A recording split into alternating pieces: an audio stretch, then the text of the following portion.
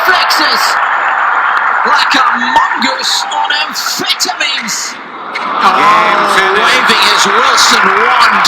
Super scintillating and sensational from Sosa. It's tennis near the gods. No mortal may approach. Welcome back, Tennis Near the Gods. I'm Alex, joined along with my brother Nicholas. We're over FaceTime.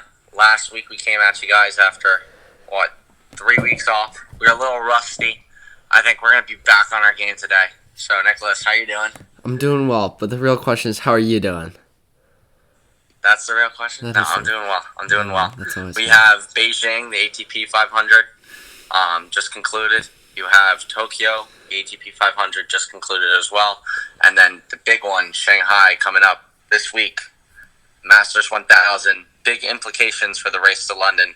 You have 5 spots booked as team just won Beijing title, clinched a spot. So that means there's 3 spots left. And it will be the last outdoor tournament of the year. So. Yeah, good one. Yeah, well, it's semi-outdoor, I'd say. Yeah. I feel like the Asian swing is like I don't know. It's like some of the roofs are like half covered and it plays differently. Yeah, exactly. They play fast, and that's how I'll segue into what I said last week. Even though it was not on my game last week, I did say something that I think I got correct for this week and for the rest of the year. I said that these courts, they play fast, they would help out the big guys, and sure enough, Alexander Zverev actually finished the match without double faulting. That's a big one for him. Yes. He played well. And even though he lost to Tsitsipas, he had set points. He outplayed him in the first, got a little unlucky. Yep. And Tsitsipas obviously played a better second, but that was a positive result for him. And then Karen Khachanov, who's not had the best year, the way he ended it last year. But, I mean, look at this. The guy was up 6-2, 5-3 on team. Yeah. And he had his opportunities. Won that match. And he was playing high-level tennis. The fast courts definitely helped. And then, sure enough, I mean, team is not what I would say a big hitter, but or not like he's a very big hitter. Obviously, he's a very big hitter. Not like the big guys in terms of the 6'5", the 6'6", etc.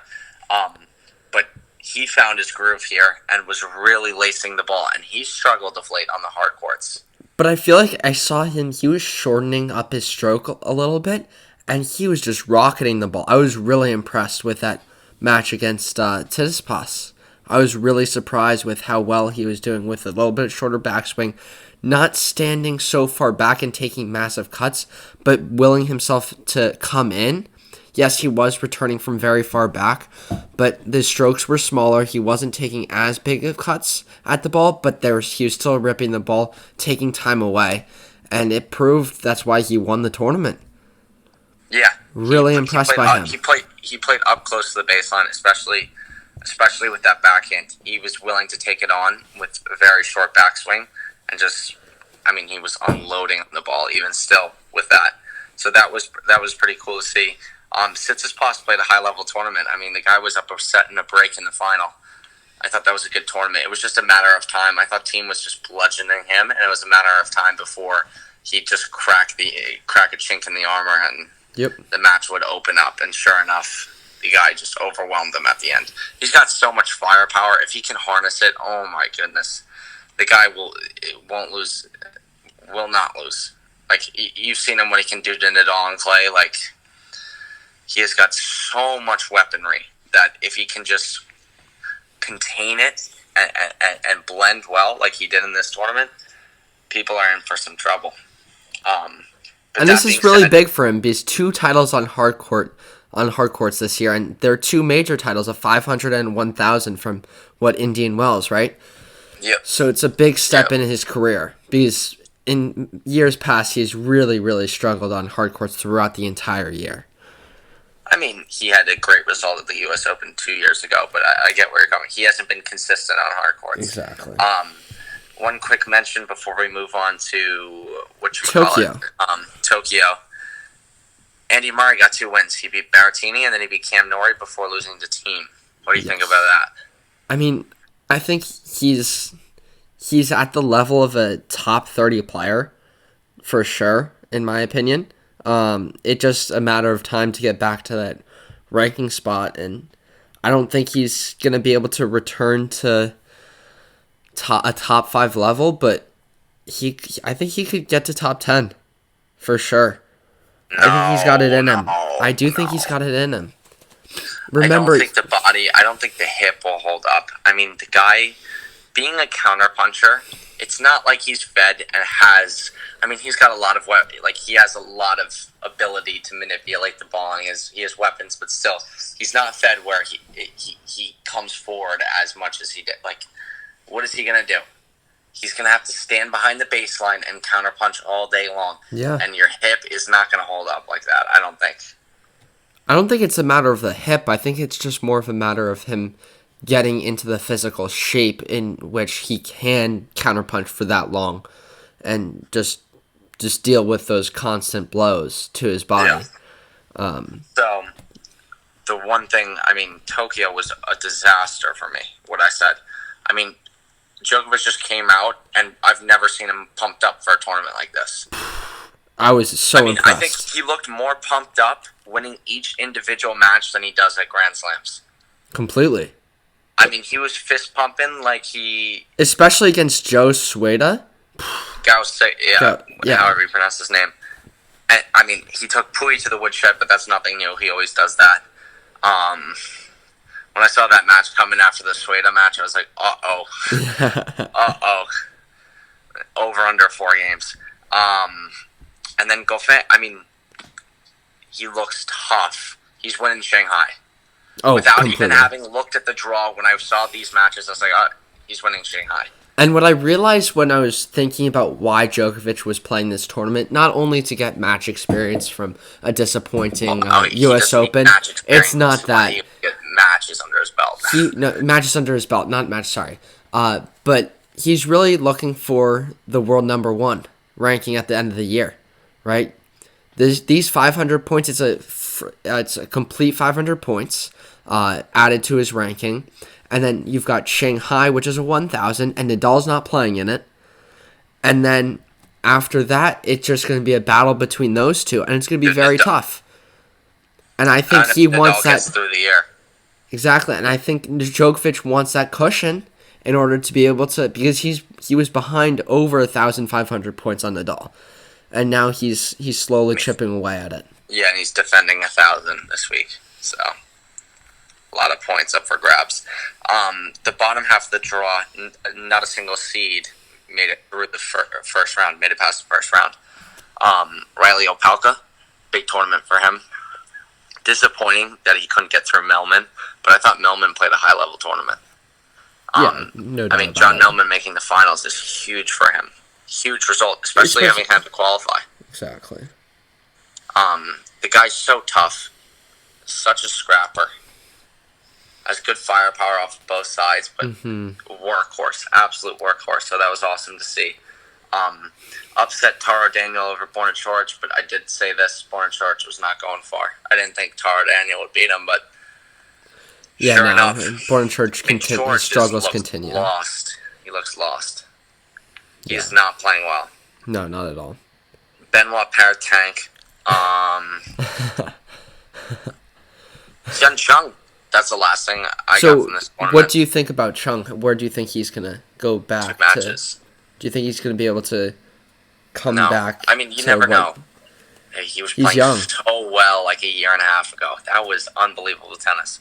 That run he did at the beginning of the year. I don't think so. I mean, you never know until how the body will hold up, especially you're young. You never know. Like with Nadal, it's like, okay, every year, towards the end of the year, something's going on. Yeah. So, the end is near. Whether it's like there's an end in, like you know there's a limitation. Like his body's not going to be able to hold up season to season to season. He just puts his body through the ringer. Yep. So I mean, I hope Hyun Chung is back because I love his game. So solid.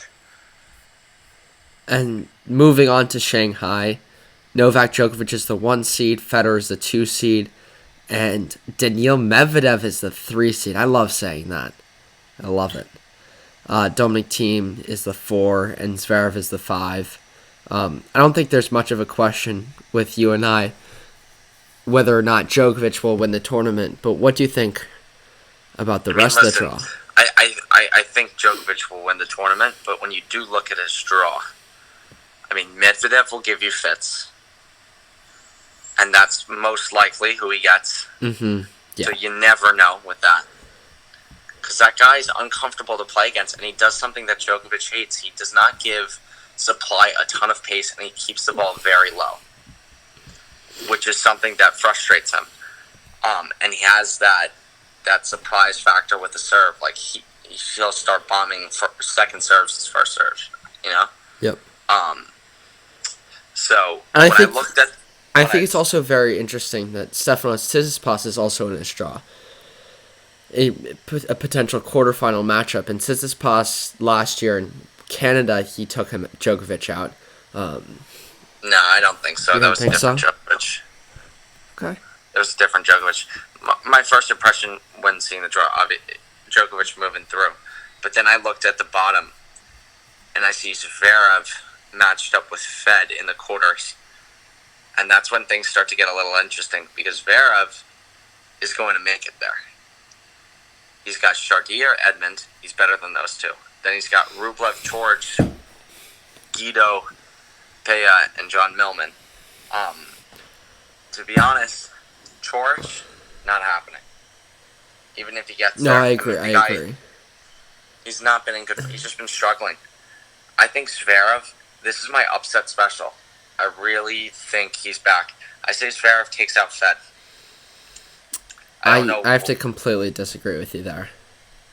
We haven't seen Fed since the other than the Laver Cup, right?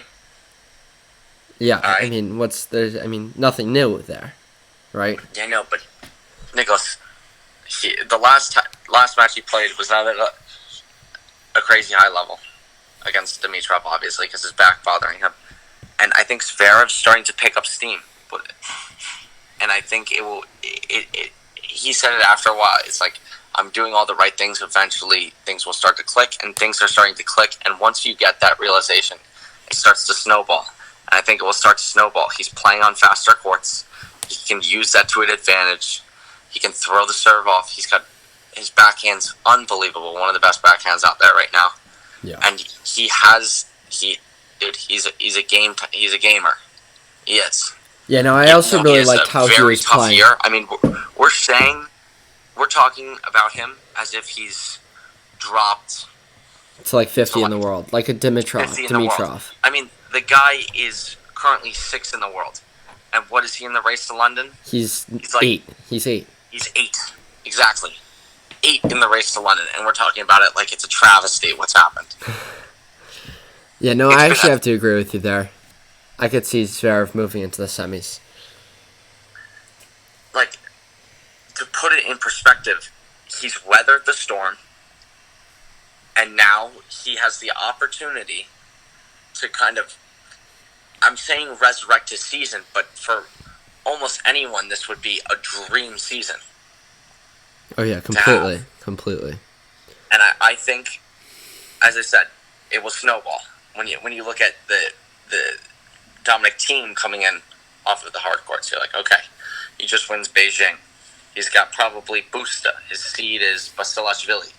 But don't watch out for Busta, because Busta's been playing very well. He won a 250 in, what was it? Yeah, no, but are you telling me if Thiem plays the way he plays in Beijing, completely agree with you. Anything to do about it? No, not at all.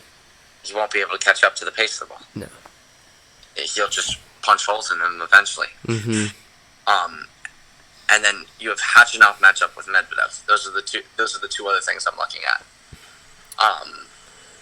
And basically, in my opinion, if Zverev reaches the semis, which I think he will, and if he reaches the semis, I think he'll make the finals. That's basically punching his ticket into the O2. Yeah, I agree. I think Thiem is the one to advance here. Really? Okay. Yeah, I mean, he's the one who's coming in with the best form other than Djokovic. Mm-hmm. And I don't think, when it comes down to it, I think he can just bludgeon Zverev. And in team section of the draw, you see Matteo Berrettini and Roberto Bautista Agut matched up against each other, and those two guys are really vying for that 7th and 8th spot in London. No, Zverev's vying for that 8th spot. For that 7th spot, I think, and then it's really for this 8th spot with RBA and Berrettini. I mean, there's a lot more than just Roberto and him. No, I know.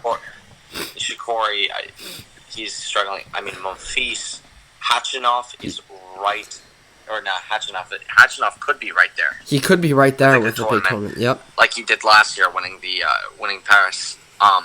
You have Goffin, who's literally not breathing down your neck too. Yep. So it's anyone. It's really who does well this weekend. Like who will make that jump. I say, when I look at this, I say Medvedev, Djokovic, semi. I say Zverev, team, semi. Team, Novak. Novak wins because he makes too many balls, and he's too tough. I'm just going to go with a Djokovic-Zverev final, with Djokovic taking the title. But before we end this, I've got a question for you. What? Marco Cecchinato or Benoit Paire? Hot take. Hot take. I mean, it's really tough because Marco Cecchinato, he always makes life difficult on himself. He plays in qualies, and he plays a guy, 300 in the world, and he wins 6-3 in the third. Like, grind, absolute war. Guy's been through the ringer. I mean, how do you go from semiing a Grand Slam final just over a year ago? Not just over, like a year and a half ago, let's say. Yeah. And now you can barely... I mean, the guy was losing first round in a Challenger. Yeah. And not to say, Challenger high level, but it just... And he was losing on clay, too. Red clay. So I have to go with Benoit Paire. I mean, Benoit Paire will have to tank. He's got to tank. It's on a hard court, too. I mean, Cecchinato, as I said, he'll wind up for his forehand. The ball could be by him already. All right. He'll be trying to do drop shots like he's playing on clay. He's throwing them in every single point. It's like, dude, you're playing on a hard court. So that's this week. A little bit better than last week.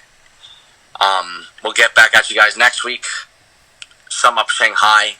The picture of London will be a lot clearer, but a lot more exciting too. It could be. I mean, we could get nowhere, to be honest. And it could come down to Paris. That would be unbelievable if it came down to that. So we're looking forward to this week, and thank you guys for listening.